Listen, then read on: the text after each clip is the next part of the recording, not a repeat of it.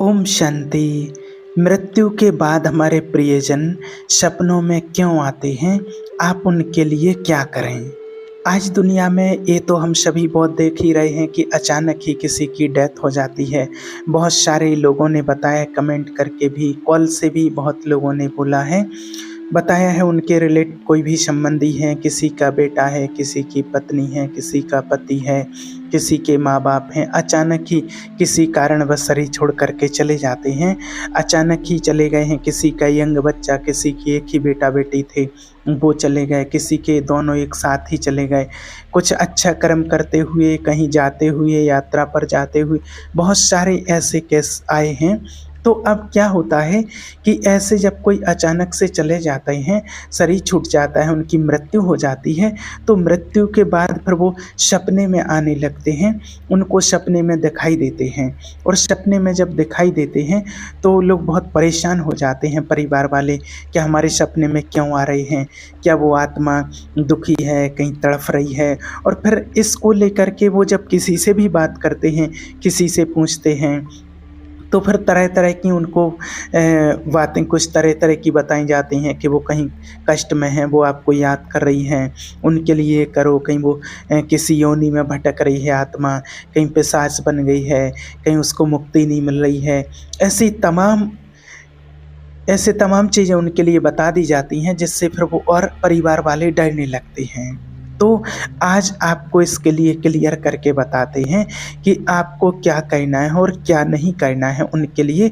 सबसे पहले तो आप अपने मन से ये भ्रम निकाल दीजिए, अगर कोई कहता भी है कि वो आत्मा कहीं दुखी है, किसी योनि में भटक रही है, कहीं कुछ है, तो ऐसा नहीं होता है। जब किसी भी आत्मा की मृत्यु होती है, आत्मा शरीर को छोड़ कर के जाती है, तो वो कहीं भी नहीं भटकती है, किसी और योनि में नहीं भटकती है, उसको मनुष्य योनि में ही जन्म लेने के लिए जाना पड़ता है। सबसे पहली बात तो आपको ये क्लियर किया। दूसरी चीज़, जो हमारे परिजन हैं, प्रियजन हैं, रिश्तेदार हैं, रिलेटिव हैं, कोई भी हैं जो शरीर छोड़ कर के चले गए हैं और वो अगर सपने में आ रहे हैं, तो इसका कारण सबसे पहला क्या होता है कि जो परिजन हमारे सपने में आते हैं, कोई भी शरीर छोड़ कर के जाते हैं और आप दुखी रहते हैं उनके प्रति, दुखी हो कर के आप रोते रहते हैं और दुखी में उनको याद करते रहते हैं और पूरा दिन भर, रात भर, 24 घंटे उन्हीं के लिए सोचना, वो क्या थे, कैसे थे, क्या करते थे, हमारे साथ कैसे मिलते थे, कैसा व्यवहार करते थे। इसके कारण क्या होता है, आप पूरे उसी की याद में उन्हीं के दृश्य बनाते रहते हैं और उन्हीं के दृश्य बना करके आप उनको याद करते रहते हैं और आप उनको याद करते हैं।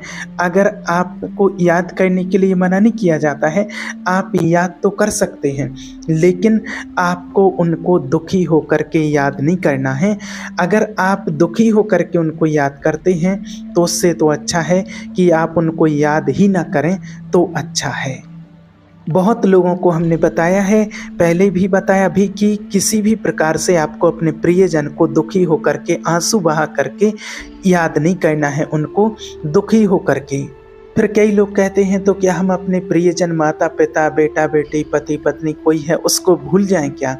तो भूल जाने का मतलब ये नहीं है। भूल जाने का मतलब देखिए ये है, अगर आप उनके प्रति धन्यवाद के भाव से भरे हुए हैं, उनके लिए थैंकफुल होकर के भरे हैं, तो आप उन्हें बार बार याद कर सकते हैं। इसमें ना आपको प्रॉब्लम है, ना उस आत्मा को प्रॉब्लम है। आप खुशी खुशी से दुआएं दीजिए और खुश होकर के उनको याद कर लीजिए। अगर आप उनको दुखी भाव से याद करते हैं, आप रो करके, आंसू बहा करके उनको याद करते हैं, तो निश्चित रूप से आप उनको भूल जाइए। दुखी भाव से आप उनको याद मत कीजिए, क्योंकि इससे क्या होता है, उस आत्मा की तरक्की में बाधा पड़ती है। ये बहुत सारे लोगों के लिए बताया है, ये ऐसे सोल्सों को देखा गया है। कई डॉक्टरों ने इसके लिए सोल वर्ल्ड में, पास्ट लाइफ में जा कर के और बात किया है, देखा है, कांटेक्ट करके उनसे बात भी किया है। उन्होंने बताया है कि अगर कोई हमें दुखी होकर के याद करता है, तो हमें बहुत पीड़ा पहुंचती है और उनका जब अगला जन्म भी होता है और जब वो बच्चा छोटे माना बच्चे के रूप में होती है वो आत्मा, तो उसके लिए भी कष्ट होता है, वहाँ पर दुख होता है। जब उसका जन्म भी हो जाता है तब, जब वो आत्मा गर्भ में है, सोल वर्ल्ड में गर्भ में होती है, तब भी उसको दुख होता है। अगर आप यहाँ से उसको दुखी होकर के याद करते हैं तो वो आत्मा वहाँ रहेगी तो वहाँ उसको कष्ट होता है।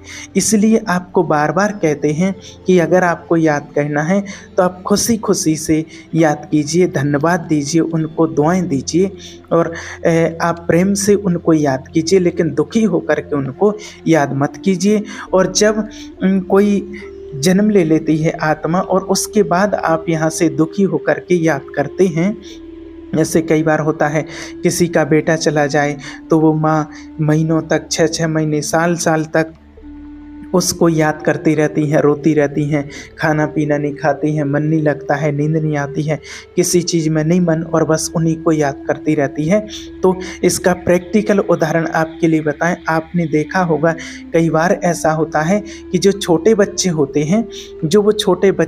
हैं, तो जैसे आपने देखा है कई बार वो बच्चे बहुत खुश हैं, लेटे हैं, सो रहे हैं या किसी के हाथ में है, किसी की गोदी में, बहुत खुश हैं, लेकिन अचानक से वो बच्चा 5 मिनट के अंदर ही इतना रोने लगता है, जो ना किसी की बात सुनता है, ना किसी के हाथों में रहता है, ना किसी की गोद में आता है, ना लेटाने से, ना माँ के पास, ना किसी के पास भी वो नहीं रहता, एकदम वो रोता रहता है और हम परेशान होते रहते हैं कि आखिर बच्चे को क्या हो गया है।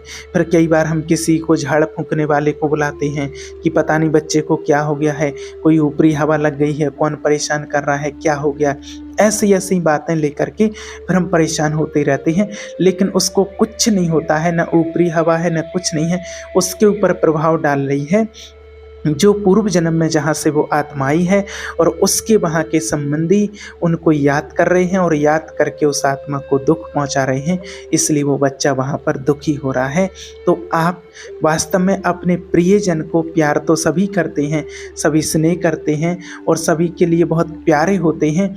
तो देखिए, प्यार जो होता है वो आत्मा से होना चाहिए, और आत्मा की कभी मौत नहीं होती है, मृत्यु नहीं होती है, आत्मा अविनाशी है, वो एक शरीर छोड़ करके दूसरा शरीर बदल लेती है।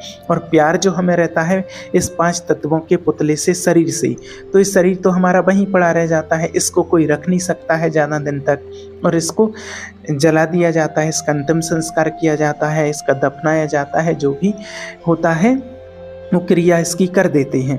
अब वो आत्मा को हम क्यों दुखी दें, क्यों दुखी करें, क्यों दुख दें उसके लिए? अगर हमारा वास्तव में उनसे सच्चा प्रेम था तो हमें दुखी होकर के कभी उसको याद नहीं करना चाहिए। हमें हमेशा उस आत्मा के प्रति सुख भरी भावना ही, फीलिंग्स उस आत्मा को देनी है, जिससे उसको सुख मिले, ना कि उस आत्मा को किसी प्रकार का दुख मिले। और अगर आप सचमुच ही उनसे सच्चा प्यार करते थे तो उनके लिए, उनकी सोल के लिए धन्यवाद का भाव रखिए। याद रखिए, चाहे वो कितना भी सुख या कितना भी आनंद उन्होंने इस संसार में आपको दिया हो, लेकिन अब वो यहाँ से जा चुके हैं, आपके घर से यहाँ से जा चुके हैं, और जब वो यहाँ से जा चुके हैं वो अपनी न्यू जर्नी पर हैं, तो उनके लिए धन्यवाद का भाव रखना चाहिए कि हमारे लिए इतना कुछ किया, आपके लिए हम अपना शुक्राना अदा करते हैं। आप जहाँ भी रहें सुख से रहें, आप खुशी रहें, आप हमेशा हैप्पी रहें, आपका घर परिवार स्वस्थ रहे और हमारा घर परिवार स्वस्थ रहे, हम निरोगी रहें, ऐसा हमें आशीर्वाद दीजिए। और उनके लिए आपका सच्चा स्नेह और सच्चा प्रेम है तो आप उनके लिए 20 मिनट 15 मिनट जितना हो सके आप मेडिटेशन कीजिए। आप उनके लिए 15-20 मिनट का मेडिटेशन करेंगे तो मेडिटेशन जो उसका फल मिलेगा वो उनको समर्पित करें। मेडिटेशन से उस आत्मा को बहुत शांति मिलेगी, आपकी आत्मा को भी शांति मिलेगी। आप जो दुखी होते हैं तो आपको भी उससे शांति मिलेगी और उस आत्मा को भी बहुत शांति मिलेगी। मेडिटेशन का इफेक्ट उनको हर जगह पर महसूस होगा, चाहे वो आत्मा कहीं पर भी हो।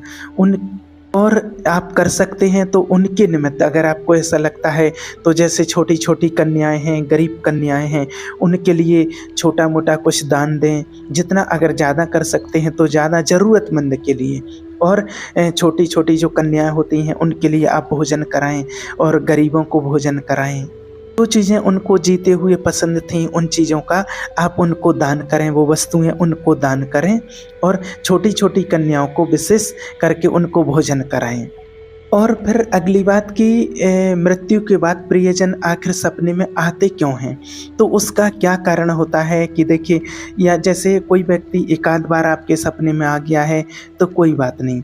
और फिर क्या होता है कि अगर कोई बार-बार सपने में आ रहा है तो ज़रूर कहीं न कहीं आप उस आत्मा को दुखी होकर के याद कर रहे हैं, उनका दृश्य बना रहे हैं और दुखी होकर के माना जब यहाँ से आप याद कर रहे हैं तो वो आत्मा अगली जगह दुखी हो रही है और वो दुखी होकर के माना वो आत्मा दुखी है, इसलिए वो आपके सपने में आती है और आपको माना दिखती है कि आप इतना क्यों याद कर रहे हैं, क्यों उस आत्मा को कष्ट देना चाहते हैं, आपको वो आत्मा फ़ील कराती है।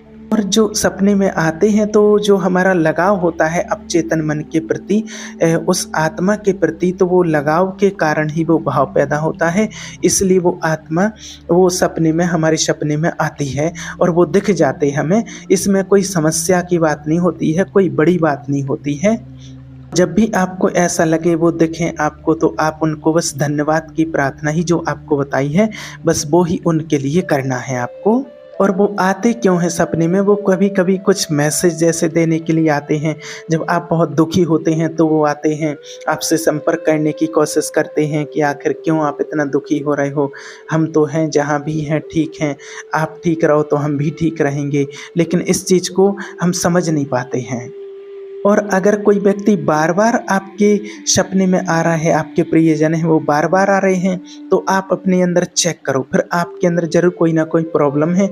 आप उस आत्मा को किसी न किसी प्रकार से दुःख पहुँचा रहे हैं।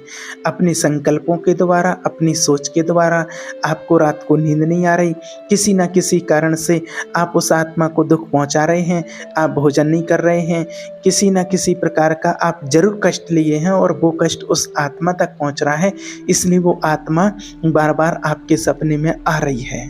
फिर आपको कुछ सोचने की, समझने की और करने की ज़रूरत है और वो आपसे चाहते हैं, शायद वो क्या चाहते हैं इसलिए ऐसा होता है। तो आप देखिए जो भी कर रहे हैं अभी उनके प्रति उनके हाव-भाव से पता चलता है उस आत्मा की कि वो जैसे अगर गुस्से में है, कष्ट में है, तो ज़रूर आप कुछ ना कुछ उनके लिए कष्ट पहुंचा रहे हैं।